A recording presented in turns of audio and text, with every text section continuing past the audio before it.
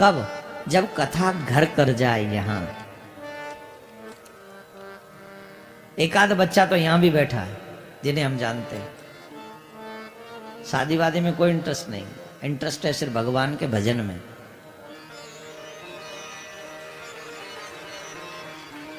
ये किसका प्रभाव है? ये कथाओं का प्रभाव है। तो भगवान श्याम सुंदर अकेले नहीं, अपने बच्चों के, अपने परिवारिक जनों के साथ में पुराणों की कथा सुनते हैं और उन कथाओं से उन बच्चों को ज्ञान देते हैं। भगवान अच्छी अच्छी जगह अपने बच्चों को साथ में लेके जाए। एक बार वो वन में भ्रमण कर रही थी भगवान, तो उन्होंने एक दृश्य देखा। बच्चे बोले हमें प्यास लग रही। भगवान बोले चलो देख के आओ, कोई जलाश्रय है क्या पास में? तो वो जलाश्रय देखने के लिए गए। जलाश्रय देखने के लिए जब गए तो उन बच्चों ने देखा एक कुआं है और इसमें एक विशाल का एक गिरगिट पड़ा हुआ है। उस गिरगिट को देखकर बच्चे भगवान के पास आए, कहने लगे प्रभु उसमें गिरगिट है, जल तो है और गिरगिट है उसमें। भगवान गए, श्री कृष्ण ने उस कुएं में हाथ डाला और उस गिरगिट को बाहर निकाला। और जब गिरगिट को बाहर निकाला तो भगवान का स्पर्श होते ही वो दिव्य पुरुष बन गया। जैसे भगवान का स्पर्श हुआ उसमें से वो दिव्य पुरुष हो गया। और जब वो दिव्य पुरुष हुआ तो भगवान ने पूछा भाई तुम कौन हो? कौन हो तुम? तो उन्होंने बताया महाराज मैं पूर्व जन्म में राजा नृग था। थोड़ा सावधानी से सुनिए।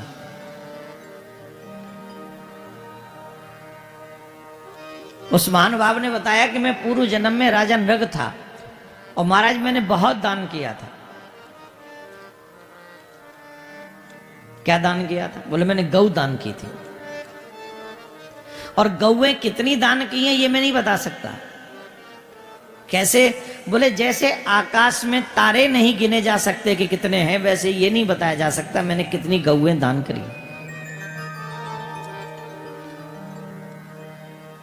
महाराज एक बात और है, बड़ी विचित्र बात। क्या? जिसके कारण हमें गिरगिट बनना पड़ा। गौदान करना आजकल सब लोग करते, गौदान करते, तरीका सही नहीं। गौ कभी बूढ़ी गौदान नहीं करनी चाहिए, युवा गौदान करनी चाहिए। सबसे बड़ा पुण्य है उस गाय का जो प्रसव पीड़ा में हो, अगर वो दान में दे दी जाए। मतलब जिस गौ ने, हम गरुड़ पुराण की बात बता रहे हैं, ये आसान नहीं है कि तो ऐसा पंडित मिल जाए उसी टाइम पे, फिर गौ मिल जाए ऐसी स्थिति में, फिर दान करने वाला भी स्वस्थ मिल जाए। सबसे बड़ा पुण्य है जो जिस समय गौ माता प्रसव पीड़ा में हो, आधा बच्चा बाहर और आधा मां के अंदर ही हो, उस गौ को दान करने का बड़ा भयानक पुण्य है उसका, बहुत बड़ा। ताली मत बजाओ, रोको अभी। लेकिन गौदान उस ब्राह्मण को दी जाए जो गायत्री का पाठ करता हो, उस ब्राह्मण देवता को दी जाए जो ब्राह्मण देवता उस गाय को आगे बेच न दे। अगर गौदान लेने के बाद ब्राह्मण देवता ने उस गाय को बेच दिया तो लेता देता दोनों नरक में जाएंगे, चाहे कितनी भी अच्छी गौदान कर लो आप। सेवा करें, जिनको आप दान दे रहे हो गौ माता को, वो सेवा करे उस गौ मां की, तो आप तर जाएंगे। एक और बात, दान देने वाले के लिए विशेष बात है, जितना एक जीवन में गाय खाती हो उतना गौ के साथ में दान भी करे। एक जीवन में कितने का खाती होगी गौ माता? कितना भी महंगा समझ लो, 1 1.5 लाख 2 लाख का। और जितने में जमीन में वो बैठती हो अपने बछड़े के साथ उतनी भूमि दान करे। ये गौदान का गरुड़ पुराण के अनुसार सही तरीका है। आजकल तो इस तरीका छोड़ो, आसपास भी नहीं जाते। गौ वो दान करे जो या तो पहली बार जिसने बच्चे को जन्म दिया हो, अथवा दूसरा दूसरी बार से ज्यादा का गौदान न करे।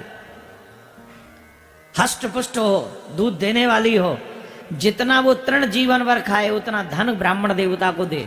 हो सके तो सोना और चांदी से उसके सींग आदि थोड़ा श्रृंगार करके फिर करे, चारे की व्यवस्था करके दे। और जब वो ऐसा गौदान करता है, जीवन में वो इतने पाप कर नहीं सकता जितने पापों को एक गौदान नष्ट कर सकता है। ऐसा लेकिन इतना अच्छा दान करो भी और ब्राह्मण देवता आगे बेच दें तो ब्राह्मण देवता तो गए नरक में, जजमान को ले गए। तो इस बात का ध्यान रखें कि गौदान हमेशा ऐसे ब्राह्मण देवता को दें जो उनको बेचे ना, सेवा करे। और गायत्री का पाठ करते हो कम से कम, बिना गायत्री वाले को ना दे। दान की विशेष दान को विशेष व्यक्ति को ही देना पड़ेगा। सूर्य ग्रहण और चंद्र ग्रहण में दान का बहुत बड़ा महत्व होता है। पूर्णिमा के दिन और बड़ा महत्व होता है। विशेष तिथियों पे दान करे तो और अच्छी बात होती है। तो आदि आदि गौदान का बहुत बड़ा महत्व है। राजन रग ने कहा, मैंने इतनी गाय दान करी महाराज, सोने के सींग मड़वा मड़वा के, गौ माता के चरणों को स्वर्ण में मड़वा मड़वा के मैं दान में देता था। भगवान बोले, इतना दान दे के भी तुम गिरगिट कैसे हो गए वो बताओ। बोले, महाराज एक दिन अनजाने में अपराध हो गया हमसे। क्या अपराध हुआ? बोले, एक बार हम गौदान दिए एक ब्राह्मण देवता को, और वो ब्राह्मण देवता गौ को लेकर चले गए। रात्रि में उन ब्राह्मण देवता के घर से गौ आ गई खुल के खूंटा से, और जहां वो खड़ी थी पहले वहीं आके खड़ी हो गई। वहां आके खड़ी हो गई जहां हमें गाय दान में देनी थी दूसरे दिन। और हमने वही गाय दूसरे ब्राह्मण को भी दान में दे दी। वही गाय, एक ही गाय दूसरे ब्राह्मण को दान में दे दी। ऐसे कई आदमी होते, हाथ में एक लिफाफा होता है और कईयों को नौताते हो। सही बता रहे, कसम से। एक लिफाफे में कईयों को नौताते और देते किसी को भी नहीं है। वो लिफाफा भी वो अपने ही पास रख लेते हैं, देते नहीं है। निमंत्रण सबको दे देते हैं। हमारी वो एक मंदिर है, हम चाह रहे थे उसको आप संभाल लीजिए, अब हम पे नहीं देखा जाता है। ठीक है, दूसरे के यहाँ गए हो और महाराज अब हमारी सामर्थ्य नहीं, अब आप संभालो उस मंदिर को। 10 लोगों को कहेंगे और खुद ही मर जाएंगे, कुछ भी करके नहीं जाएंगे उसका। एक व्यक्ति को अगर आपने बोल दिया है किसी चीज के लिए तो दोबारा नहीं बोलना चाहिए। एक बार आपने संकल्प किया तो वो एक संकल्प उसी महान भाव को देना चाहिए आपको। इसका सही तरीका है। मैंने वो गाय दूसरे ब्राह्मण को दे दी, जाने में नहीं अनजाने में। राजा नग ने कहा, जानबूझ के नहीं दिया मैंने, ये अपराध मेरे से जानबूझ के नहीं हुआ। अनजाने में वो गाय हमने दूसरे ब्राह्मण को दान में दे दी। और जब हमने दूसरे ब्राह्मण को दान में दे दी महाराज, तो ये ब्राह्मण इस गौ माता को लेके जा रहे थे, सामने से वो दूसरे वाले ब्राह्मण देवता आगे बोले, ये गाय आप कहाँ ले जा रहे हो? तो कहाँ ले जा रहे हो? अभी अभी दान में लेके आए हैं। अरे कल तो यही गाय हमें दान में दी थी राजा ने। तो ब्राह्मण देवता बोले, चलो हम आपस में नहीं लड़ते, राजा से न्याय करवा लेते हैं। तो राजा के पास न्याय कराने के लिए गए। राजा से कहा कि कल आपने ये गाय हमें दान में दी थी। आज वाले ब्राह्मण ने कहा कि आज आपने ये गाय हमें दान में दी है। अब हमें ये बताओ, ये गाय है किसकी? ये गाय किसकी हुई? अब ब्राह्मण राजा समझ गए कुछ गड़बड़ हो गई। तो उन्होंने कहा कि महाराज एक काम करो, एक गाय के बदले 2 ले लो कोई, मैं 2 गाय दे देता हूं। ब्राह्मण बोले, नहीं नहीं नहीं, 2 नहीं चाहिए। जिस गाय का संकल्प लिया हमें यही गाय चाहिए। दूसरे से कहा हम आपको 10 गाय दे देते हैं। नहीं नहीं, हमने एक ही का संकल्प लिया, हमें यही चाहिए। पहले वाले ब्राह्मणों का हम तुम्हें 1 लाख गाय दे देते हैं, 1 लाख गाय दे देते हैं। ब्राह्मण देव को क्रोध आ गया, तुमने हमें भिखारी समझा है, तुम हमको भिखारी समझ रहे हो क्या? हम दान लिए हैं तुमसे, भीख नहीं मांगे हैं, और तुम हमें भिखारी समझ रहे हो, गिरगिट की तरह रंग बदल रहे हो। हम तुम्हें साप देते हैं, तुम गिरगिट हो जाओ, साप दे दे गिरगिट हो जाओ।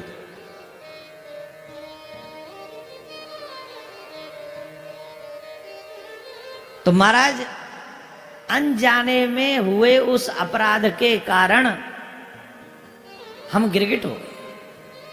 अनजाने में था, जानबूझ के नहीं। एक गाय 2 ब्राह्मण को दान में दे दी, इसके कारण हमको गिरगिट बनना पड़ा। भगवान बोले आहा,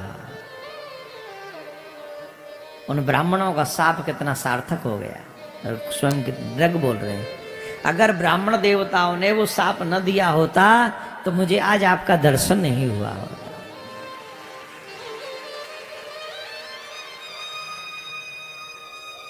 उन ब्राह्मणों के शाप के करुणा ही है, शाप की करुणा वो, जिसके कारण हमें आज आपका दर्शन हो गया। तो यहां पर इस प्रसंग से एक शिक्षा मिलती है। पहली, जो भी आपने संकल्प किया है उसका विलंब न करें।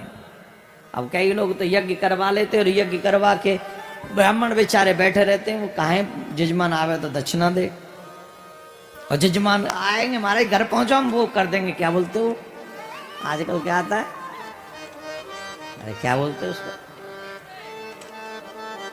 फोन पे, गूगल पे, फलानों पे ये कर देंगे, आप जाओ। पंडित जी आ गए, 1 दिन गया, 2 दिन गया, 3 दिन गया, पंडित जी को फिर जाना पड़ा। हाँ भाई कहाँ तेरे पे, अरे महाराज भूल गया आप, कोई बात नहीं, आप चलो मैं भिजवाता हूं। ध्यान से सुनिए, आपने कोई संकल्प किया, आपने कोई यज्ञ किया, आपने कोई कथा सुनी, आपने कोई अनुष्ठान किया, ब्राह्मण देवता को बुलाया, मन में कोई भी कैसे भी संकल्प किया कि हम आपको ये दक्षिणा देंगे या ये वस्त्र देंगे, आपने एक रात अगर निकाल दी तो वो डबल हो जाएगी दक्षिणा। 2 निकाल दी तो डबल की डबल हो जाएगी। और अगर महीना निकल गया तो अनंत गुना वो दक्षिणा आपको देनी पड़ेगी। नहीं तो आप उस ब्राह्मण के या उस संत के अथवा उस अतिथि के आप इस जन्म में और उस जन्म में कर्जदार रहेंगे। और जितना निकल जाएगा उतना तो दे नहीं पाओगे, क्योंकि डे बाय डे वो मल्टीपल होती चली जाती है। ये नियम किसका सिद्धांत, भगवान का है। इसीलिए हमारे यहाँ क्या करते हैं, ओम जय जगदीश हरे, कथा पूरी हो गई तुरंत दक्षिणा चढ़ा दो, चाहे 1.25 रुपया ही चढ़ाया, कम से कम ये मल्टीपल ना हो। यज्ञ में आप परिक्रमा लगाते हो, ब्राह्मण वहीं आपको यज्ञ पवित्र वो क्या नाम रक्षा सूत्र बांधते, आप वहीं चढ़ा देते हो। ये क्या है, ये नियम है। यज्ञ की पत्नी का नाम, यज्ञ भगवान और यज्ञ भगवान की पत्नी का नाम क्या है, जोर से बोलो। यज्ञ भगवान की पत्नी का नाम ही है दक्षिणा। बिना दक्षिणा के यज्ञ संपन्न नहीं होता, कोई यज्ञ संपन्न नहीं होता। और दक्षिणा कितनी हो ये थोड़ी फाइनल है, दक्षिणा हो ये फाइनल है, नियम है। तो बोल के महाराज ये अपराध हमसे हो गया था जिसके कारण हमें गिरगिट बनना पड़ा। पर महाराज ये सत्य है कि उनके साप न लगते तो आज हमें आपका दर्शन नहीं होता। आदि आदि राजा नृग की ये कथा, सुंदर कथा। भगवान जाते हैं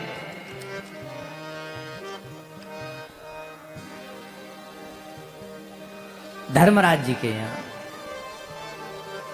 धर्मराज जी के यहाँ जाते हैं। महाभारत के युद्ध की व्यवस्था, तमाम और अनेक अनेक प्रसंग हैं, लेकिन एक प्रसंग जो आज हमें जरूर सुनना चाहिए वो प्रसंग है जिस समय महाभारत का युद्ध होने वाला था, उस समय भगवान शांति दूत बनकर, श्री कृष्ण शांति दूत बनकर दुर्योधन को समझाने के लिए जा रहे हैं। और दुर्योधन को समझाने के लिए जब जा रहे हैं तो दुर्योधन को लगा कि भगवान को अपनी तरफ खींच लेना चाहिए। अगर कृष्ण मेरी तरफ आ गए तो फिर युद्ध में मुझे कोई परास्त नहीं कर सकता।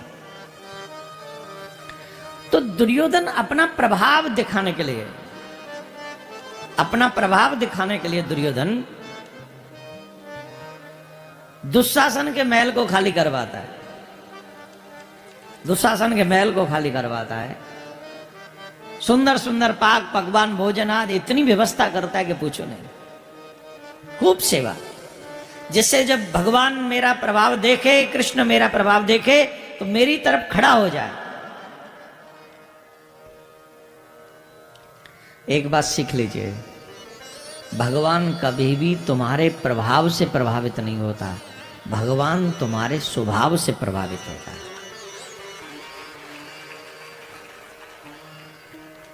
तुम्हारा कितना प्रभाव है ये उससे कोई फर्क नहीं पड़ता उन पे, तुम कौन हो इससे कोई फर्क नहीं पड़ता उन पे, पर तुम्हारा स्वभाव कैसा है इस बात का फर्क अवश्य पड़ता है उनको। स्वभाव चाहिए उन्हें, प्रभाव नहीं। उनसे बड़ा प्रभाव किसका होगा?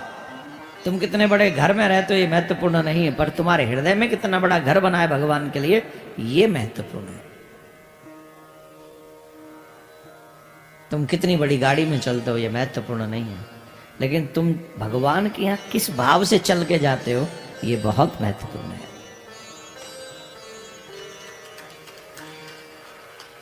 एग्जाम्पल ले लीजिए बहुत जल्दी यहीं पे। दुर्योधन बहुत तैयारियां कर रहा है भगवान को अपने प्रभाव में लाने के लिए, परंतु वहीं विदुर जी की पत्नी विदुरानी जी को जब पता चला कि कृष्ण आ रहे हैं तो वो याद कर रही है, क्या कृष्ण मेरे यहां आएंगे, क्या कृष्ण मेरी कुटिया में आएंगे?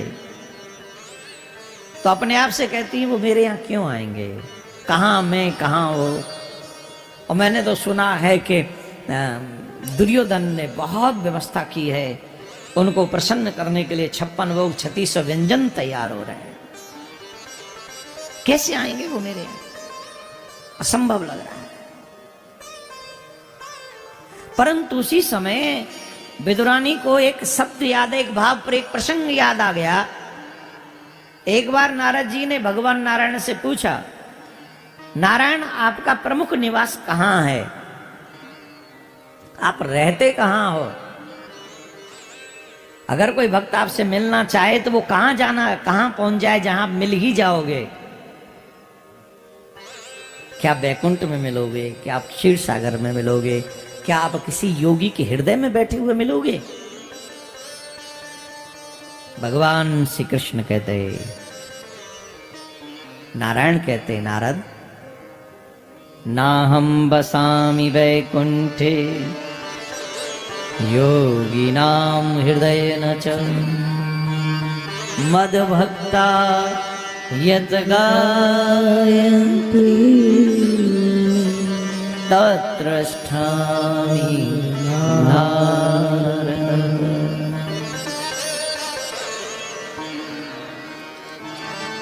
नारद जी, ना हम बसामि वैकुंठे, मैं वैकुंठ में नहीं रहता, और योगी नाम हृदय न च, जहां योगी जन रहते मैं उनके हृदय में भी नहीं रहता। Then where do you live? आप कहां रहते हो? मद भक्ता यत गायन्ते तत्रष्ठामि नारद। अरे नारद, जहां मेरे भक्त प्रेम से मेरे गीतों का गायन करते हैं, जहां मेरे भक्त मेरी कथाओं का श्रवण करते हैं, जहां प्रेम से एकत्रित होकर मेरा नाम सुमिरन करते हैं, भजन करते हैं, नाम संकीर्तन करते हैं, मैं नित्य निरंतर वहां पर वास करता हूं।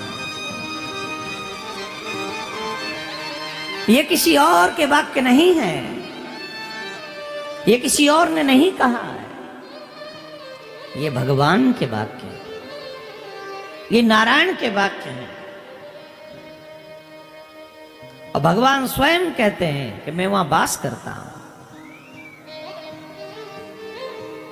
कहां? जहां मेरे गीतों का गायन होता है, जहां मेरे नाम का संकीर्तन होता है। विदुरानी लग गई,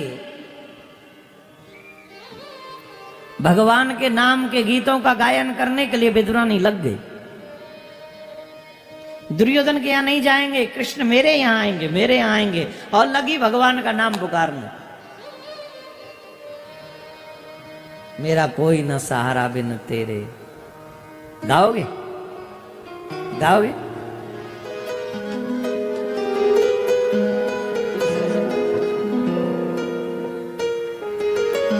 लोगे? गाएंगे नहीं? मेरा कोई न सहारा बिन तेरे, गोपाल संवरिया मेरे।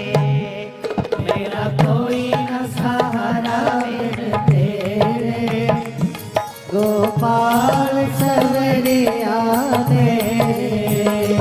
मेरा कोई न सहारा बिन तेरे, गोपाल संवरिया मेरे।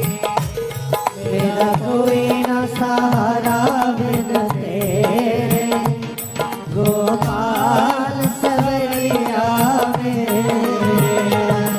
गोपाल संवरिया मेरे, गोपाल संवरिया मेरे। नंदलाल संवरिया मेरे, हो नंदलाल संवरिया मेरे। मेरा कोई ना, मेरा कोई ना, मेरा कोई ना सहारा बिन तेरे, गोपाल संवरिया मेरे।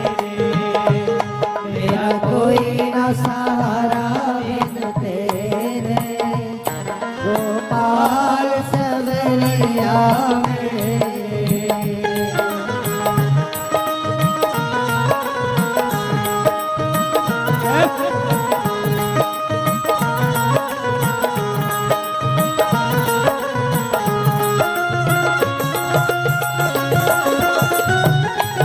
या काजू सरकार की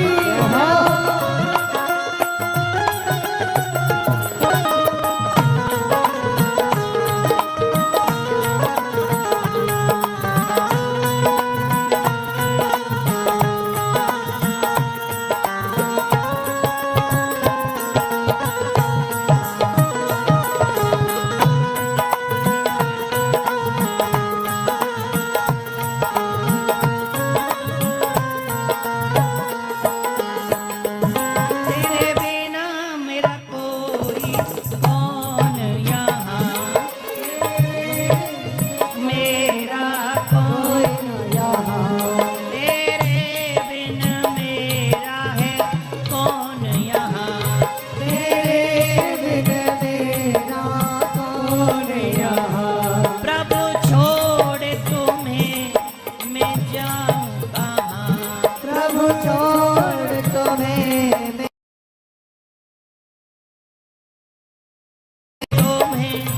मैं जाऊँ कहाँ। प्रभु छोड़ तुम्हें मैं जाऊँ कहाँ। मैं तो आन पड़ा दर तेरे, गोपाल संवरिया मेरे। मैं तो आन पड़ा दर तेरे, गोपाल संवरिया मेरे। मेरा कोई न सहारा बिन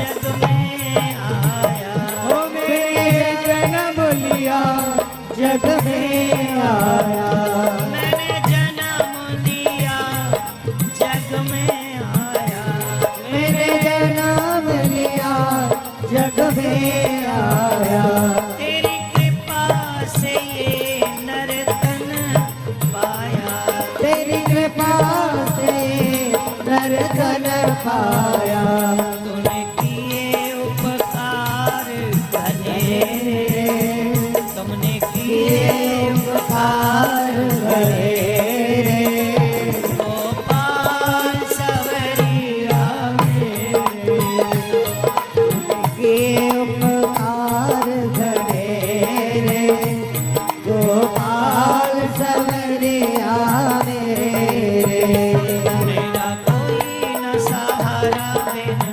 तेरे, गोपाल सवरिया मेरे, मेरा कोई न सहारा बिन तेरे, गोपाल सवरिया मेरे,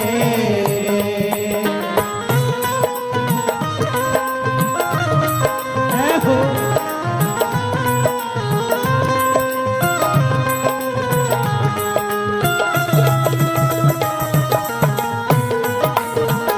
हरि बोल।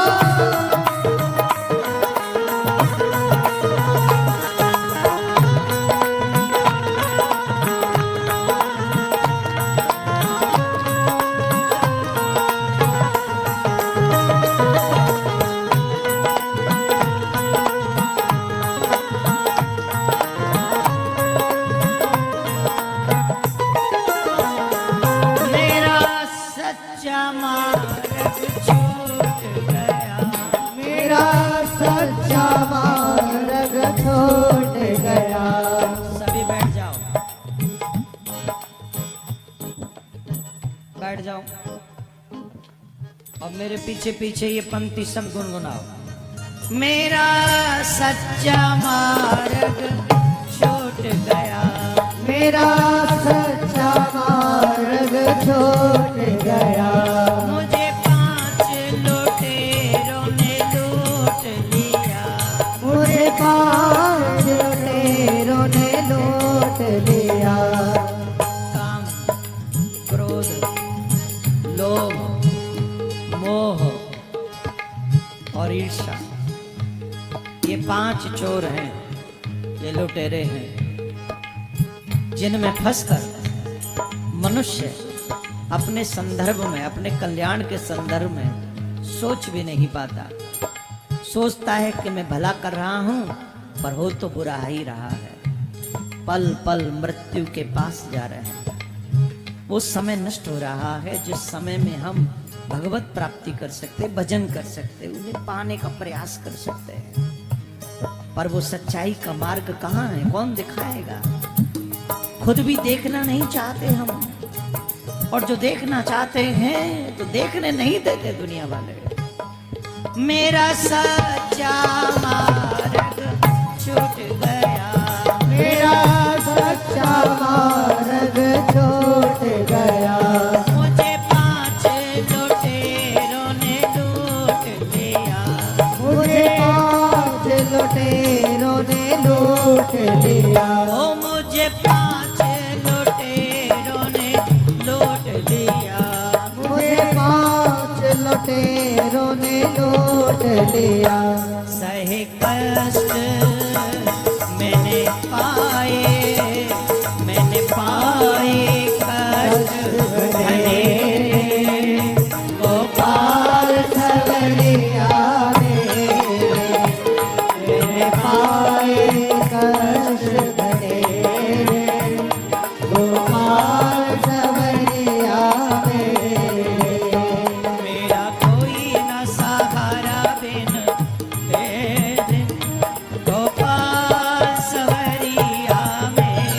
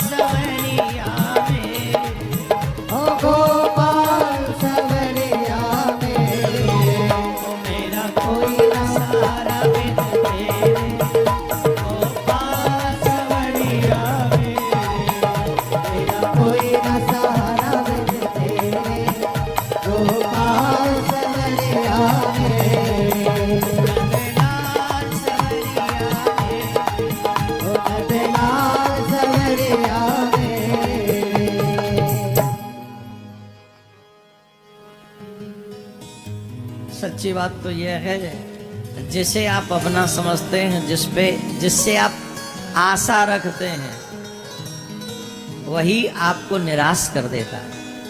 यही संसार का स्वभाव है। मेरे सारे सहारे छूट गए, प्रभु तुम क्यों हमसे रूठ गए, तूने किए उपकार घनेरे। हम तो एक ही बात कहेंगे, अगर मांगना है तो संसार वालों से मत मांगो, भगवान से मांगो।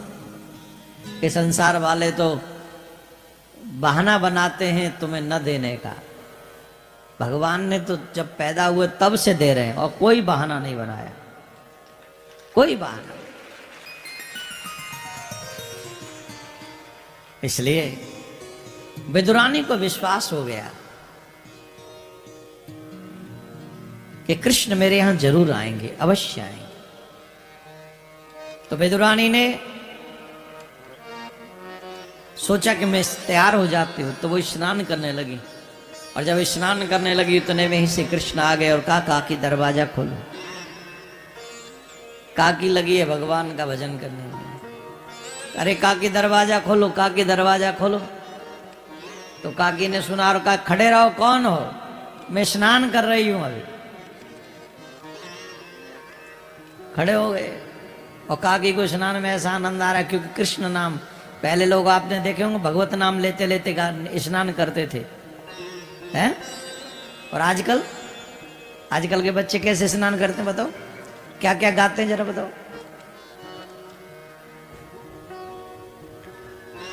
पहले लोगों का स्नान भी सात्विक था, भोजन भी सात्विक था। अब लोगों का स्नान भी सात्विक नहीं रहा। कई लोग तो, जो बड़े लोग होते हैं, वो अपने वॉशरूम में टेप रिकॉर्ड इत्यादि लगा के रखते हैं और गाने चल रहे होते हैं, पता नहीं वहीं जाके ध्यान लगाएगा क्या। कई मोबाइल को ले जाते हैं, वहां गाने सुनते रहते हैं, वॉशरूम में नहा रहे हैं, गाने चल रहे हैं। अरे राम बाजो, भगवत नाम देखो। स्नान के समय जितनी भी नदियां हैं उनका नाम स्मरण करना चाहिए। गंगा मैया का स्मरण करो नाम, जमुना मैया का नाम स्मरण करो, संगम का नाम स्मरण करो। जितनी भी नदियां आपको याद आ जाए, नर्मदा जी, कावेरी, गोदावरी, अलखनंदा, जो याद आ जाए वो सब नाम ले डालो और मन से ये भाव करो, ये जो जल मेरे तन पे गिर रहा है वो सभी आध्यात्मिक नदियों का ही जल है। आप इस भाव से स्नान करेंगे तो आपको गंगा स्नान का फल मिल जाएगा। नाम लेने भर से, भाव रखने से, नाम लेने से। क्या बात है, क्या ऋषियों की परंपरा बनाई हम सब के लिए। तो काकी को तो पता ही नहीं था, काकी तो लगी हैं जपने नाम। इतने में ही कन्हैया बोले, काकी मैं हूं कृष्ण। जैसे ही सुना कृष्ण, जैसे थी, जितने वस्त्रों में थी वो भी गीले हुए थे, उनमें दौड़ पड़ी, मेरा कृष्ण आ गया, मेरा कृष्ण आ गया, मेरा कृष्ण आ गया। भगवान ने देखा काकी भाव विह्वल हैं, अपना पीतांबर कन्हैया ने उनको उड़ा दिया विदुरानी जी। अब काकी जी सोच रही, ये तो बड़े आदमी हैं, राजा हैं, द्वारकाधीश हैं, इनके बैठने के लिए तो कोई आसन हमारे पास है भी नहीं, कहाँ बैठा ले इन्हें, कोई सिंहासन नहीं है, और क्या करें। तो एक पीड़ा रखा था, पीड़ा हर होता है ना हर घर में छोटा सा। आजकल एक कुर्सी मेज आजकल आ गई, पहले कुर्सी वुर्सी नहीं हुआ करती थी। लोग अपने रस्सियों से ही वो बुन लेते थे, छोटा छोटा पीड़ा है, उसको रखा, कन्हैया उस पीड़ा पे बैठे, पीड़ा पे बैठ गए भगवान।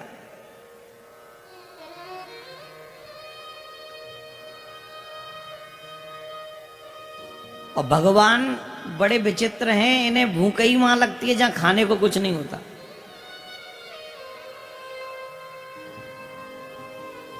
जहां खाने को कुछ नहीं होता वहीं इन्हें भूख लगती है, और जहां खाने को बहुत कुछ होता है वहां भूख ही नहीं लगती। अब इतनी भूख लग रही थी तो दुर्योधन ने 56 भोग बनवाए थे, सीधे वहां जाते।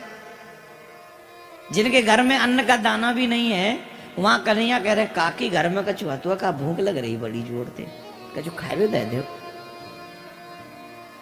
अब तो वैसी बावरी है रही प्रेम में कि कहाँ बैठा रू, कहा करूँ ऊपर से, अब खावे को कहा दूं। अब तो काकी दौड़े, कछूना है। अरे अब तो अपने भाग्य कोष में लगी ले, मेरे यहाँ कन्हैया है, खवावे कुछ है नहीं,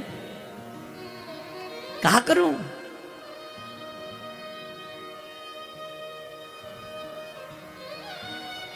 कृष्ण का चुना है घर में, कच्चे केला है, बोले वही दे दो।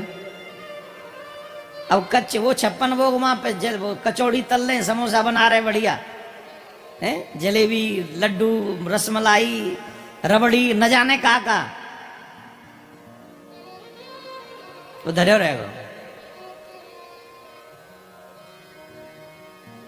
भूख लग रही तो वहां जानते, यहाँ कह रहे कच्चो केला दे दे, केला ही नहीं दे। अब विदुरानी जी इतनी भाव में बेहुअर हैं।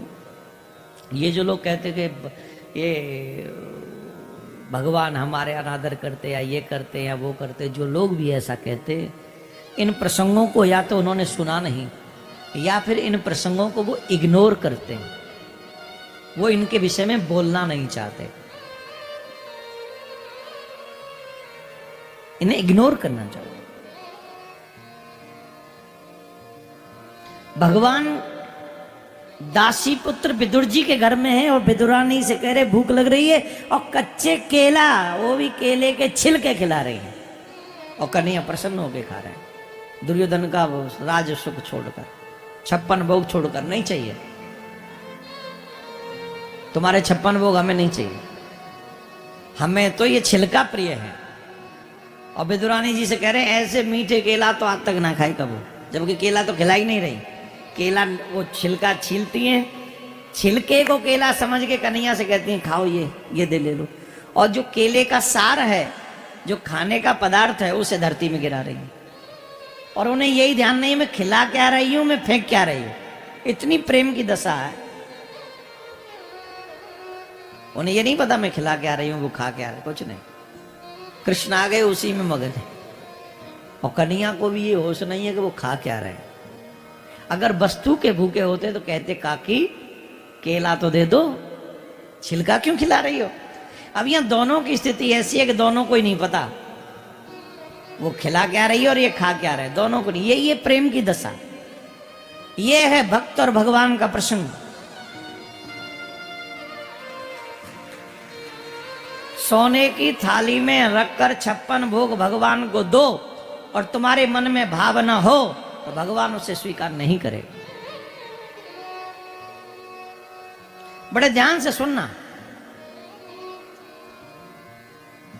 दुर्योधन के पास जब श्री कृष्ण गए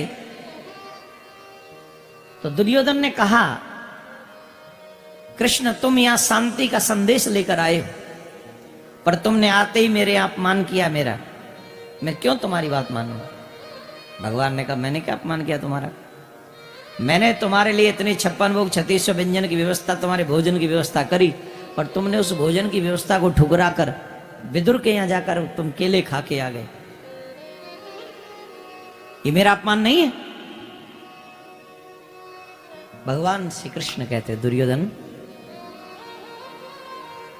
भोजन हमेशा दो भाव में किया जाता है, दो स्थिति होनी चाहिए भोजन करने के लिए, या तो किसी के प्रभाव में या किसी के भाव में, या तो किसी के प्रभाव में। अब प्रभाव में क्या क्या, बहुत बड़ा आदमी है और उसके यहाँ तुम गए और अचानक से उसने कहा अरे अरे लाओ भाई एक बिस्किट खिलाओ, इनको एक बिस्किट खिलाओ। अब वो इतना बड़ा आदमी है, अब वो चाहे भूख नहीं है, चाहे उससे हमें खाना नहीं है, फिर भी उतना प्रभाव है कि हम मना नहीं कर सकते। चाहे हमारे यहाँ तक गर्दन भरी हुई है फिर भी एक बिस्किट ठूस ही लेंगे। क्यों, वो इतना बड़ा आदमी मना करेगा और अपने आप से मंगा रहा है तो उसके प्रभाव में आके खा लेंगे। और दूसरा है भाव में आके।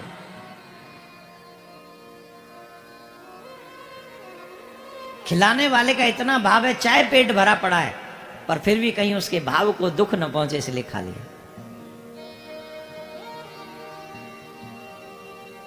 दुर्योधन, न तो तेरा प्रभाव अच्छा है और न तेरा स्वभाव अच्छा है, बता मैं भोजन कैसे करूं।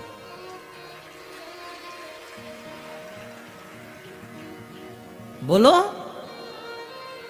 न तेरा प्रभाव अच्छा है और न तेरा स्वभाव अच्छा है, कैसे भोजन करूं तेरे यहां।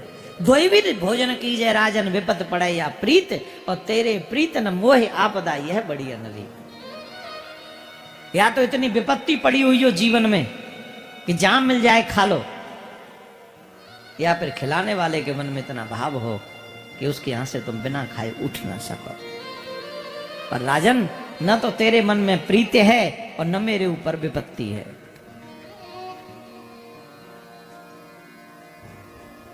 कह रही है प्रसंग दुर्योधन का हमने इसलिए सुना दिया विदुरानी का भाव कि ये देखो भगवान किसको मिलते और किसको नहीं मिलते। सबसे ज्यादा आवश्यक है तुम्हारा प्रेम, तुम्हारा स्वभाव भगवान के लिए। अगर स्वभाव नहीं है अच्छा तो तुम भगवान से नहीं मिल सकते, वो नहीं आएंगे तुम्हारे यहाँ, चाहे तुम जो सोचते रहो। तो ये प्रसंग भगवान ने राजसूय यज्ञ इत्यादि सब संपन्न कराया, महाभारत का युद्ध हुआ। महाभारत में जो भी हुआ वो आप सब जानिए। एक बहुत प्यारा प्रसंग आता है, कृष्णस्यासी सखा कश्चित ब्राह्मणो ब्रह्मवित्तमः विरक्तेन्द्रियार्थेषु प्रशांतात्मा जितेंद्रिय। भगवान श्याम सुंदर के एक मित्र थे जिनका नाम था सुदामा।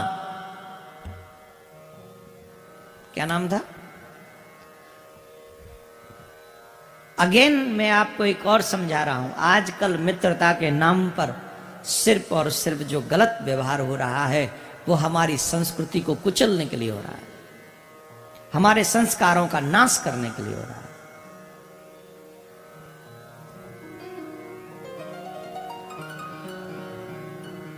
अब हमें नहीं पता,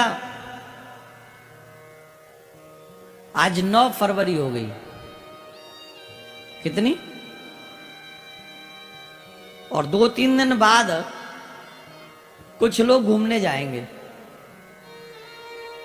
हो सकता है अपनी पत्नी को लेके जाएं, लेकिन जो पत्नी वाले हम तो उनसे भी कहेंगे तुम भी मत जाओ घूमने, 14 को मत जाओ, 15 को चले जाना। पत्नी वाले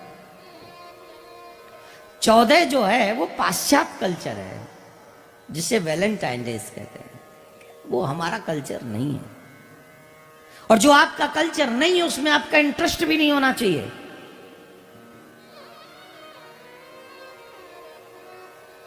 क्या करोगे उसको मना के? मिलेगा क्या तुम्हें? और एक ही दिन घूमोगे अपनी पत्नी के साथ में।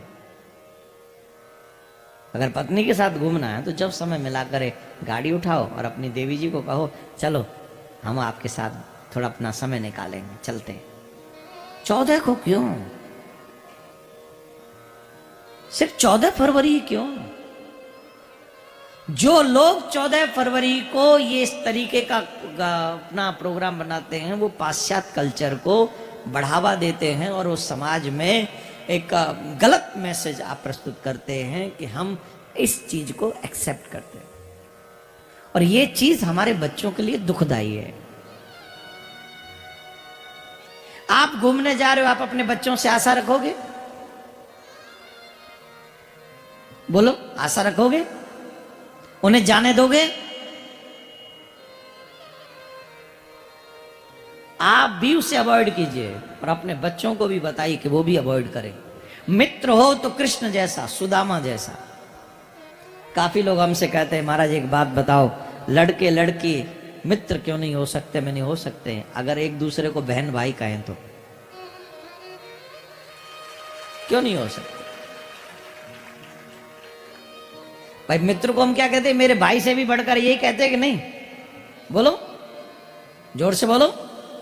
हम लोग कहते हैं ना ये मित्र है मेरा, बोले हाँ ये मेरे भाई से भी बढ़कर है, मेरे लिए ये सब कुछ कर सकता है, मेरा भाई है, भाई जैसा ही है, भाई ही है कहते।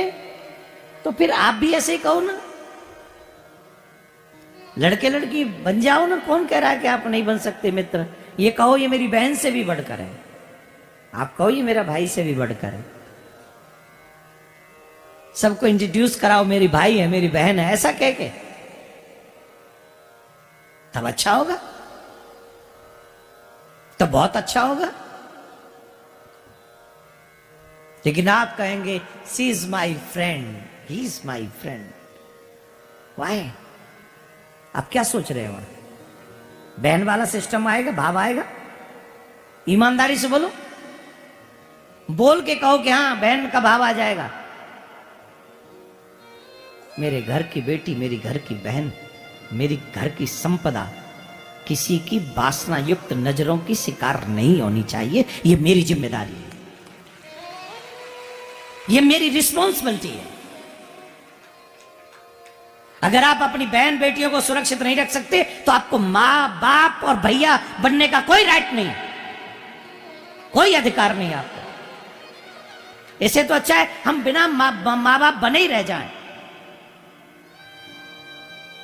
कुछ निकम्मे लोगों ने मॉडर्न कह कहकर हमारी बहन बेटियों की इज्जत पर हाथ डालना चाहा और हमने एक्सेप्ट कर लिया। उन्हीं से पूछो कि तेरी बहन ऐसा करे मानेगा, तेरी बेटी ऐसा करे मानेगा?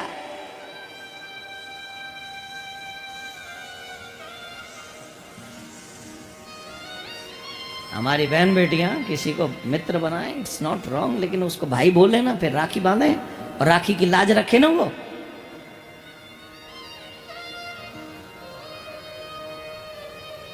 हमारे ब्रज में कहावत है, बंदर का जाने अदरक को स्वाद।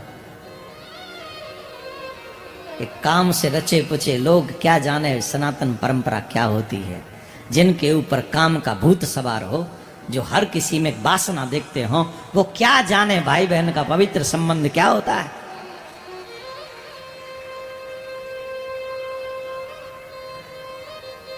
इसलिए डोंट सेलिब्रेट फॉर्च्यून फेव। मित्र बनाना हो तो अपनी मां को मित्र बनाओ। सबसे ब्यूटीफुल फ्रेंड है तुम्हारी मां, सबसे ब्यूटीफुल। मैं आपको सच बताता हूं, तुम्हारी मां तुम्हारे लिए अपने प्राण तक दे सकती है, तुम्हारी इज्जत पर कोई आंच नहीं आने देगी। तुम्हारा बाप एक बार नहीं, तुम्हारे सम्मान के लिए 100 बार अपने प्राण न्यौछावर कर सकता है, पर तुम्हारे सम्मान पर आंच नहीं आने देगा। और जिन राक्षस प्रवृत्ति के लोगों को आप अपना मित्र समझती हो, वो जब मौका मिलेगा तुम्हारी इज्जत को तार तार करके समाज में सरेआम लुटा देगा उसे।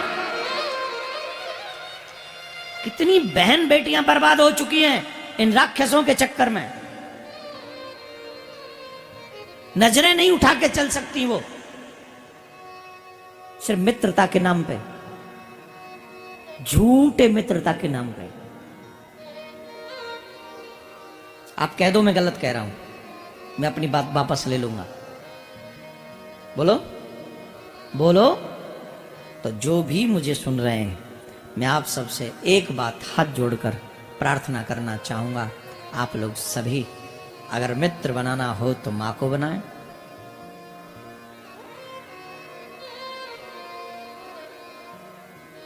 और उससे भी बेस्ट मित्र चाहिए हो जो यहां भी काम आ सके और वहां भी काम आ सके, तो मेरे कन्हैया से ही फ्रेंडशिप कर लीजिए, मेरे गोविंद से फ्रेंडशिप कर लीजिए। कृष्ण से मित्रता करने का बहुत बड़ा फल है। सुदामा जी ने कन्हैया को अपना मित्र बना लिया।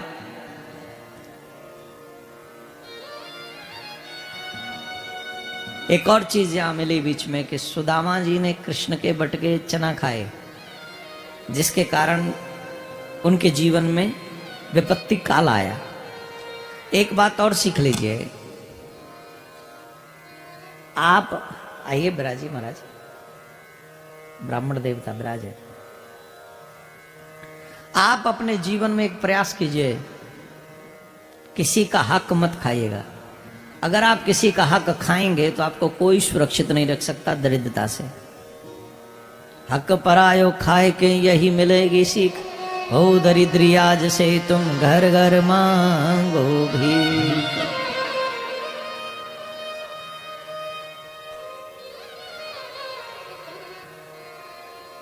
यहाँ आ जाए थोड़ा सामने, देवता अच्छे लगोगे यार। हाँ यहीं बटुक ब्राह्मण, ये ब्रह्मचारी है, और इनका दर्शन आज के दिन हम सब के लिए मंगलकारी है, शुभ है। नमो ब्रह्मण्य देवाय गौ ब्राह्मण हिताय च जगत हिताय कृष्णाय गोविंदाय नमो नमः। बोले ब्राह्मण देवता की जय। इतने स्वीट लग रहे हैं, चोटी रखकर तिलक लगाकर। अगर ये देव न हो तो इस पृथ्वी पर सत्कर्म नष्ट हो जाए। इन देवताओं की बड़ी कृपा है हम सब पर। तो भगवान ने सुदामा जी को मित्र बनाया और एक भगवान का स्वभाव है, बैठ जा, अरे बैठ जा, देखो क्या हो गया मैया हो, अरे तुम्हारा काला है वो, बैठ जाओ रियो, बैठ जाओ। अब हमारे पास सिर्फ 29 मिनट बचे और उसी प्रसंग को हमें पूरा करना है, क्योंकि इनकी ट्रेन है, हमारी फ्लाइट है, कल कहूँ स्टार्ट है, कल क्या छिंदवाड़ा में शिव पुराण स्टार्ट है। तो इसलिए ये जो लक्ष्मणपुर वाले लोग हैं, आप सबका भगवान भला करे, कल्याण करे, चकाचक करे। तो आइए, भगवान का एक स्वभाव है, सुदामा जी को मित्र बनाया। वैसे देवियां हमेशा प्रेरित करती हैं अपने पतियों को, जाओ जाओ भक्ति करो, भक्ति करो। सुदामा जी की पत्नी थी सुशीला, उन्होंने बार बार पुश किया, जाओ द्वारका जाओ, द्वारका जाओ, द्वारका जाओ, द्वारका जाओ, बार बार पुश किया। पत्नी वही है, इसीलिए इनको कहते धर्म पत्नी। क्या कहते? जो अपने पति को धर्म में लगा दे वो धर्म पत्नी, जो अपने पति को धर्म पथ पर लेकर चले वो धर्म पत्नी, जो अपने पति का कल्याण करने का प्रयास करती हो वो धर्म पत्नी। कई पत्नियां कहती महाराज हम तो बहुत कहते तो नशा करता है, ये करता है, ये कभी आता नहीं, ये नहीं करता। तो हम तो एक ही बात कहेंगे, एक न एक दिन ठाकुर जी तुम्हारी जरूर सुनेगा, प्रार्थना हर दिन करो। एक दिन भगवान जरूर सुनेंगे तुम्हारी, और ये तुम्हारा पति तुम्हारे संग बैठ के कथा सुनेगा। बस तुम कथा सुनती रहो, वो पति भी बैठा ही मिलेगा एक दिन नजर में। कईयों के बैठ गए, इसलिए हमें विश्वास है। एक से एक खतरनाक पीने खाने वाले पति जो गालियां देते थे पत्नियों को, तेरी हिम्मत कैसे होती इन बाबा जियों को टीवी पे सुनती रहती है जब देखो जब। आज वो खतरनाक हस्बैंड भी बाबा जी बना बैठा है, उनकी बगल में बैठ के कथा सुनता है। ये किसका प्रभाव है? ये भगवान से की हुई प्रार्थना का प्रभाव है। आपको निश्चित इसका असर होगा, इसमें कोई संशय नहीं। सुदामा जी को भेजा, जाओ अपने बचपन के मित्र के पास जाओ। सुदामा जी गए और सुदामा जी ने 2 मुट्ठी तंदुल खिलाए और भगवान ने 2 लोक की संपत्ति दे दी, 2 लोक की संपत्ति। अब मैं यहां पर एक चीज समझाना चाहता हूं, मनुष्य हमेशा भगवान के आगे आलस्य करता है, लोभ करता है। अपने भगवान को समर्पण करने में भोजन भी लगाए बनाएगा ना, तो कई लोग तो भगवान के, क्योंकि घर में लहसुन प्याज छूटता नहीं, तो भगवान से नृत्य कहते आज दूध से काम चला लो, आज दही से काम चला लो, आज मिश्री से काम चला लो, आज किशमिश से काम चला लो। बेशरम, तू चला के देखना अपना, हम देखला कितने दिन तू दूध पे रहे, वो 1 गिलास दूध पे तू रह के देखियो 4 चिनोरीन पे। किशमिश ना 5 खा, तू 10 खा, मैं दे रहा हूं तू 15 किशमिश खा और रह पूरे दिन, दिखाओ रह के। या तो उसे भगवान मानना बंद कर दो कि वो भगवान है, ये कहना बंद कर दो। अगर वो तुम्हारे घर का है तो फिर वही खाओ जो उसे अच्छा लगता है, उसे अच्छा लगता है। तुम खाओ आराम से दही पकौड़े और भगवान बैठो रे आराम से मंदिर में चुपचाप 4 चिनोरीन के संग, बतासेन के संग, दही के संग, दूध के संग। भगवान भी कहो निकम्मे ऐसो रोग लगाऊंगो, डॉक्टर ही कहेंगे कुछ खाना मत, दाल पानी पी बस। मेरे ही हाथ में ज्यादा ना लगा दियो ना, भंडारे भरे पड़ेंगे पर खा नहीं सके। और ऐसे दुनिया में बहुत लोग मिल जाएंगे आपको, अकाउंट में कमी नहीं है, डॉक्टर ने कह दिया कुछ खाना नहीं है, खाओगे तुरंत मर जाओगे। डॉक्टर साहब कुछ तो ढील ना, कोई ढील नहीं, कुछ तो कोई ऑप्शन नहीं। एक ही ऑप्शन, दाल का वो पानी, पूरी दाल नहीं, नेक पीरी सी करके पी जाओ।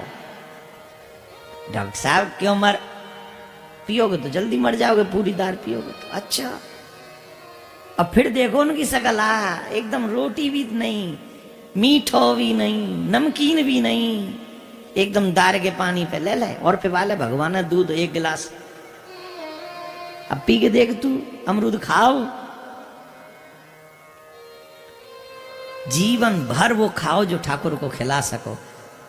और ऐसे संत मैंने देखे हैं, अंतिम समय तक ठाकुर जी को रसमलाई खा के खुद गए प्रसाद पाके ठाकुर जी के धाम, कुछ नहीं हुआ उन्हें। तो अपने खाने पीने का थोड़ा सा बदलाव करें, अच्छा भोजन करें जो भगवान को भोग लगा सके। भगवान को 2 मुट्ठी तंदुल दिए, भगवान ने 2 लोक की संपत्ति दे दी। लो जाओ, जैसी द्वारका है वैसी सुदामापुरी बना दी ठाकुर जी ने, वैसी ही। कौन होगा मेरे ठाकुर जी जैसा दयालु? कौन कर सकेगा इतनी कृपा? तुम्हारे पिताजी भी जब तक मर न जाएं पूरी पूंजी तुम्हें नहीं देते। गारंटी दे जाएं तो अगर इंटेलिजेंट होंगे तो देंगे नहीं, और मैं तो कहता हूं देनी भी नहीं चाहिए। कुछ तो अपने हाथ में रखो जिससे इनके आगे हाथ, क्या पता कोई मलुक सी बहू आ जाए और जब आके पीछे लट्टू बने घूमे फिरे और फिर पापा दिखेंगे। सही बताओ ईमानदारी से, जितने पुत्र बहुन के पीछे लट्टू बने घूम रहे हैं, अभी देखिए 14 तारीख को लट्टू घूमेंगे रेस्टोरेंटन में। कौन सा वो ऐसा पति अपने बूढ़े माँ बाप की दवाई के लिए कोई काम करेगा बोलो? तो अगर सामर्थ्यवान हो तो अपने पास में इतना संभाल के रखोगे, बुढ़ापे में दवाई के लिए तुम्हें अपने बेटों से न मांगना पड़े। इतना तो संभाल के रखो, ये तुम्हारी जिम्मेदारी है। तो भगवान ने अपने जैसा लोग सुदामा जी को बना के दे दिया, और यही भगवान की कृपालुता है, दयालुता है, भगवत्ता है। ये स्वभाव है भगवान का, लेते कम है देते ज्यादा है। पर एक चीज जिसके लिए हमने बार बार आपसे मना किया है, आज पुनः क्योंकि ये क्रम यहीं पर पूरा हो रहा है, तो एक चीज और हम आपको बता दें। 3 लोगों का अपराध अपने जीवन में मत कीजिएगा, साधु, भक्त और ब्राह्मण।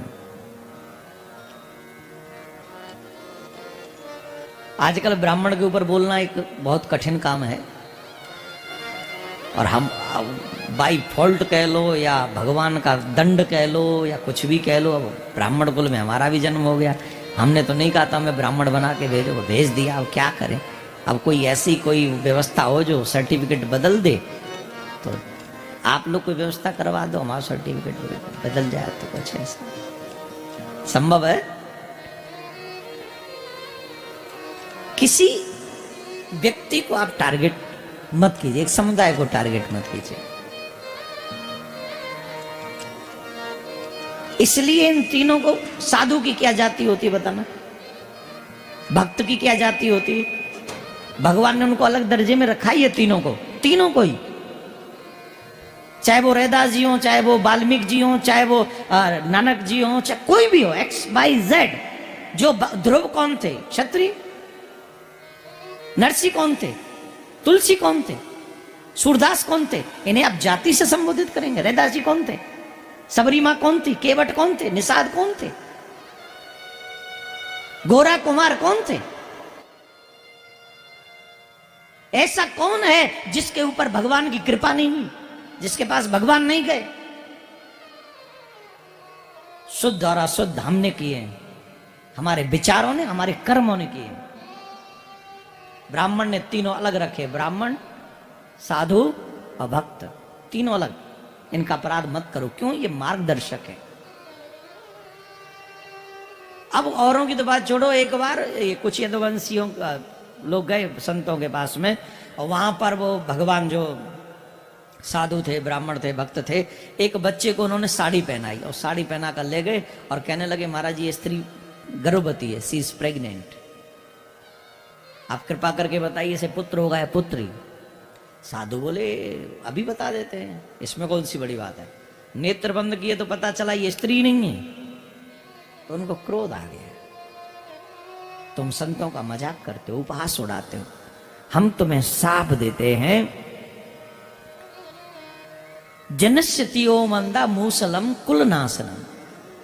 इससे जो जन्म लेगा वो एक मूसल जन्म लेगा और तुम्हारे कुल का नाश कर देगा, तुम्हारे कुल का नाश हो जाएगा। अब वो डर गए, डर कर दौड़ कर भागे, उग्रसेन जी के पास पहुंचे। उग्रसेन जी के पास जब पहुंचे, अच्छा एक बात तो सच है, जागो प्रभु दारुण दुख देई ताकि मत पहले हर ले। जिसे भगवान दुख देना चाहते उसकी पहले बुद्धि हरण करते ठाकुर जी, उसकी बुद्धि का हरण कर लेते। काहे के लिए? तभी तो उल्टे सीधे विचार आएंगे, और तब उल्टे सीधे विचार आएंगे तो उल्टा सीधा काम करेगा। एडवाइजर भी गलत मिलते हैं उस कंडीशन में। एक और बात सुन लो ध्यान से, जब भगवान विपत्ति देना चाहते हैं तो एडवाइजर गलत मिल जाते हैं। अब जहां कृष्ण मौजूद हो वहां उग्रसेन जी के पास जाना चाहिए? जवाब दो। जहां भगवान श्री कृष्ण मौजूद हैं उग्रसेन जी के पास जाना चाहिए? उग्रसेन जी तो नाती हैं, देवते हैं, ये हैं वो हैं, मोह आएगा कि नहीं? भगवान सच्ची बात बताएंगे। अब गए किसके पास? उग्रसेन जी के पास। उग्रसेन जी ने कहा कुछ नहीं होगा, मूसल को पीस दो, समुद्र में बहा दो। उन्होंने वही किया, पीसा, समुद्र में फेंक दिया, थ्रो कर दिया। इतनी सी कील बची थी, उसे ऐसे ही फेंक दिया।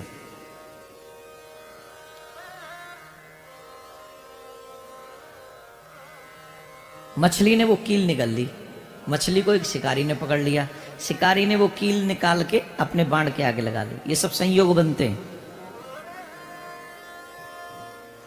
जब से इनको श्राप लगा है यदुवंशियों को, तब से साधु संत भक्त वृंद आना कम हो गया द्वारका में। एक बार देवर्षि नारद जी आए, और देवर्षि नारद जी आए तो उनको उपदेश दिलाने के लिए भगवान ने नारद जी को बुलाया, और नारद जी से प्रश्न किया वसुदेव जी ने, महाराज कृपा करके हमको बताओ मनुष्य का कल्याण कैसे होगा? ये वसुदेव जी प्रश्न कर रहे हैं, ध्यान से सुनिए। वसुदेव जी से कहा नारद जी ने, जिनको मुक्ति करवानी है उन्हें 3 ऋण अवश्य उतारने चाहिए अपने जीवन में से। मातृ पितृ ऋण, पितृ ऋण जिसे कहते हैं वो पितृ ऋण जरूर उतारना चाहिए। ऋषि ऋण और दैव ऋण, 3 ऋणों को उतारे बगैर आदमी मर गया तो वो मुक्त नहीं हो सकता। ये 3 ऋण कंपलसरी उतारना ही चाहिए। कौन से 3 ऋण? सबसे पहले पितृ ऋण। जिन पितरों के कारण हमें संसार में आ सके उन पितरों का ऋण अवश्य उतारिए। वो कैसे उतरेगा? सुयोग्य सजातीय कन्या से विवाह करें, अंतर जातीय से नहीं। एक और बात समझ लें, शादी शौक मौज का विषय नहीं है। शादी आपकी संतति को बढ़ाने के लिए, आपकी संतति आगे बढ़े इसके लिए, और ऐसी संतान आगे बढ़े जो तुम चले जाओ तो तुम्हारे पितरों को जल दे सके। ये नहीं है कि तुम्हारा बिजनेस संभाल ले। आजकल तो बच्चे इसीलिए चाहिए कि बिजनेस संभाल ले, हमारा काम संभाल ले, हमें बुढ़ापे का सहारा बन जाए ना। ऐसा कि तुम मर जाओ तो तुम्हारे बाद तुम्हारे पितरों को जल दे सके, तर्पण कर सके, श्राद्ध कर सके, पितृ रुष्ट ना हो। जब तक पितरों को जल देने वाली संतान तुम्हारे द्वारा नहीं आएगी, तुम पितरों से उनके ऋण से ऋण नहीं हो सकते। अब तुम्हारे आने वाली जो पीढ़ी है, कितने लोग जानते हैं इस बात को कि श्राद्ध करना चाहिए, तर्पण करना चाहिए?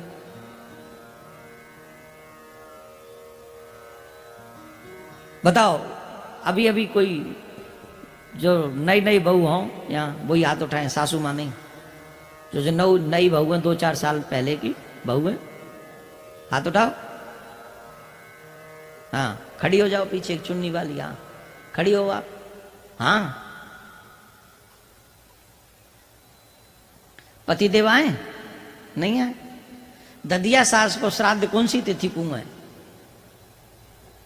हाँ, तुम्हारी ददिया सास को श्राद्ध कौन सी तिथि को है? सास आते कि नहीं? सास है, सास आई है। अच्छा, तो इनको तो अभी बाद में बनेगा। तो जो चली गई, जो चली गई है ददिया सास, उनको श्राद्ध कौन सी तिथि को है? नहीं मालूम? ससुर जी हैं, ददिया ससुर का कौन सी तिथि को है? बैठ जाओ, बैठ जाओ। चमचागिरी कर रही थी सास, बैठ जा। मैं देख रहा हूं पीछे थे, चीटिंग करवा रही है। अब बताओ, हकीकत बताओ।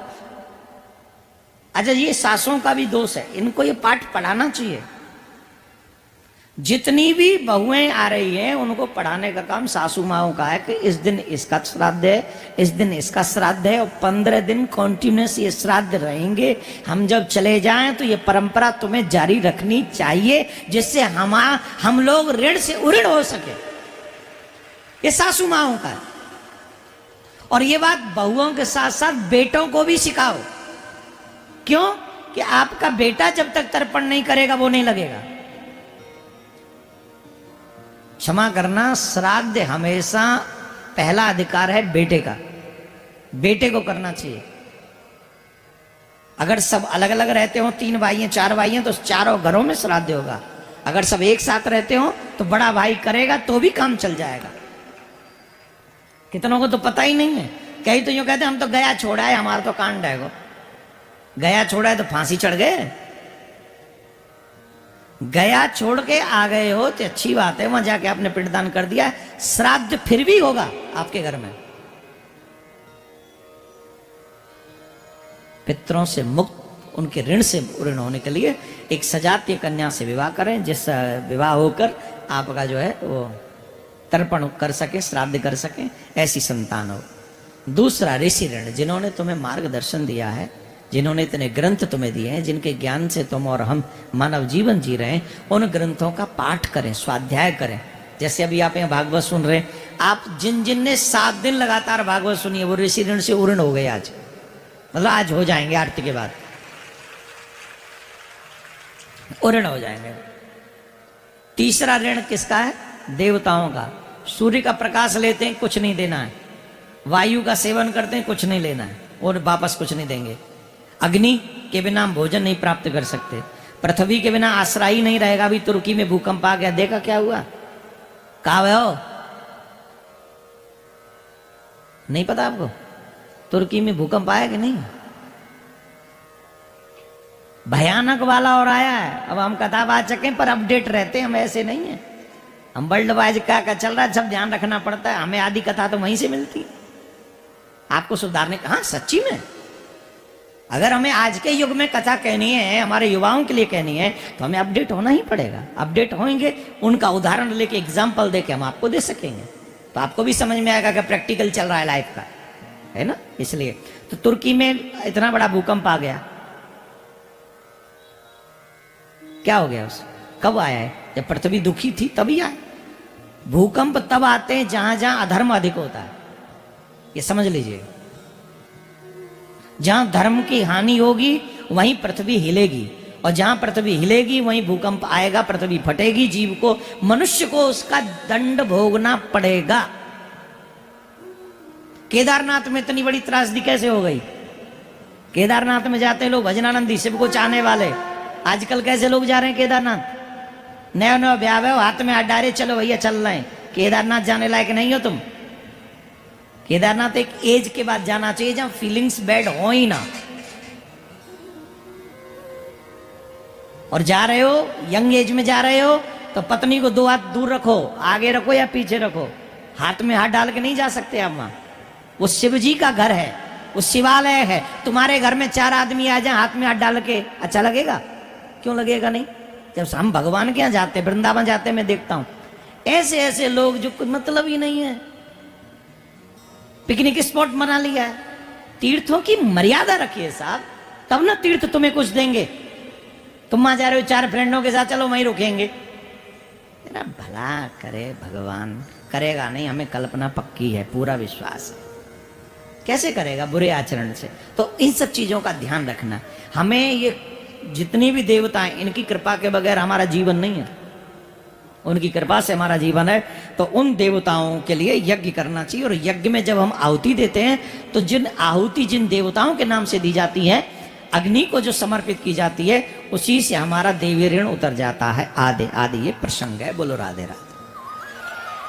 अब हमारे पास रह गई है गिनती की 10 मिनट, और हमें सख्त ऑर्डर है कि आपको 3 से 1 मिनट भी ऊपर जाना नहीं।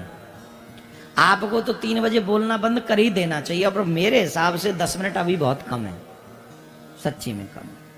लेकिन हम प्रयास करेंगे कि 10 मिनट में ही संपूर्ण भागवत आपको सुना दें। सुनाएं? रेडी हो? पक्का? तो तैयार रहो। सिर्फ 10 मिनट और दे दो हमको। हाँ। एक दिन सभी यदुवंशी प्रवास क्षेत्र में पहुंचे। 2-4 की मति भ्रमित हुई, एक दूसरे को अपशब्द बोलने लगे। और जब अपशब्द बोलने लगे तो वो घास, जो वो चूरा बहाया था, वो घास बन गई थी एलका नाम की। बह बह के सागर के तट पे आ गए, वो चूरा जो घास बन गई एलका नाम की, उस घास को उखाड़ उखाड़ कर एक दूसरे पर मारने लगे। और वो घास तलवार का काम करने लगी, और वो तलवार बनकर एक दूसरे का सर काटने लगी, मरने लगे। बलराम जी महाराज उन्हें रोकने के लिए गए। अब ये किसका विनाश हो रहा है? किसका विनाश हो रहा है? जिन्होंने संत महात्माओं का मजाक उड़ाया।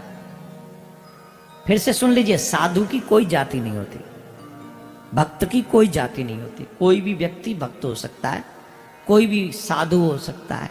ब्राह्मण को ब्राह्मण उसको कहते ब्रह्म जानाति थी ब्राह्मण, जो ब्रह्म को जानता है वो ब्राह्मण है। उनका अपराध किया उन्होंने, अब वो सब मर रहे हैं। बलराम जी महाराज उन्हें रोकने के लिए गए तो बलराम जी महाराज पर भी एक व्यक्ति ने वो घास उखाड़ के मारने लगा। तो भगवान श्री कृष्ण उनको ले गए, बोले इधर आओ, अब इनका समय निश्चित हो गया है, अब ये जा रहे हैं, इन्होंने संतों का अपराध किया है, इसलिए अब इनको जाने दीजिए, आप भी अपनी लीला पूरी कीजिए और अब मैं भी आता हूं। ठीक। तो बलराम जी के मुख से सर्प निकला और वो पाताल में चले गए। भगवान श्री कृष्ण एक वृक्ष के नीचे जाकर बैठे, और भगवान श्री कृष्ण जब वृक्ष के नीचे जाकर बैठे तो एक शिकारी ने उनको मृग समझा, उनके चरण को देखकर, और तीर चला दिया, और वो तीर भगवान के चरणों में लगा। भगवान ने आकर वो सभी जो उद्धव जी थे उनके पास में आए, और उद्धव के आगे भगवान ने बड़ा सुंदर विश्लेषण किया। 2 मिनट में कलयुग के ऊपर बोलूंगा, सिर्फ कलयुग का वर्णन, कलयुग के राजाओं का वर्णन आदि आदि है। परीक्षित जी से उद्धव जी ने पूछा था भगवान श्री कृष्ण से, आप जब पृथ्वी छोड़कर चले जाएंगे तो धर्मम किम शरणम गतः, ये धर्म किसकी शरण में जाएगा? जितने भी भगवान के अवतार हुए, कार्य सिद्ध करने के बाद भगवान अपने धाम के लिए चले गए। लेकिन कृष्ण अवतार में ऐसा हुआ कि भगवान गए नहीं, भगवान ने अपनी लीलाओं को पूर्ण करके अपने स्वरूप को भागवत में विराजमान करा दिया, और भगवान अंतर ध्यान हो गए, अपने स्वरूप को अंतर भागवत में विराजमान। आदि आदि कलयुग का वर्णन, कलयुग के लोगों का वर्णन, कलयुग का वर्णन सुन लीजिए जरा 2 मिनट ध्यान से। कलयुग 4,32,000 वर्ष का है। कलयुग की आयु कितनी है? 4,32,000 वर्ष की है। इसको 4 चरणों में बांटा गया। एक एक चरण कितना? 1,08,000 वर्ष का प्रत्येक चरण है, जिसमें से अभी मात्र 5,000 समथिंग कुछ वर्ष निकले हैं। 5,500 वर्ष समझो आप। अभी 5,500 वर्ष का भी कलयुग हुआ है, तो अभी तो पैदल चलना भी नहीं सीखा, घुटनों चलना भी नहीं सीखा, अभी तो पैदा ही हुआ है ये समझो। लेकिन कलयुग के पहले चरण में आयु की होगी 100 वर्ष, दूसरे में 50, तीसरे में 25, चौथे में 12.5। घोर कलयुग वो होगा जब 9 वर्ष का बच्चा ग्रैंड पेरेंट्स बन जाएगा, ग्रैंड फादर बन जाएगा। 9 years old, 9 वर्ष का बच्चा दादा और नाना बनेगा। हाइट इतनी होगी कि चने के पेड़ के नीचे बैठ के छांव लेगा। संबंधों में विकृति इतनी आ जाएगी, ये पता ही नहीं होगा कि बाप कौन है, भाई कौन है, बेटा कौन है, बेटी कौन है, बहन कौन है, भैया कौन है, कुछ नहीं पता होगा। जितनी भी चीजें मैंने अभी बोली हैं, ये सब चीजें आप आज समाज में न्यूज चैनलों के माध्यम से सबने न्यूज सुन चुके होंगे। हाँ या ना? जोर से बोलो, हाँ या ना? कोई संबंध ऐसा है जिससे आप कहें कि नहीं उस पर उंगली नहीं उठी अभी? बताओ। एवरीथिंग इज फिनिश्ड, बट अभी ये टेलर है। आने वाला समय टोटली भयानक ऐसा ही होगा, जहां आज तो गंगा भी है, जमुना भी है,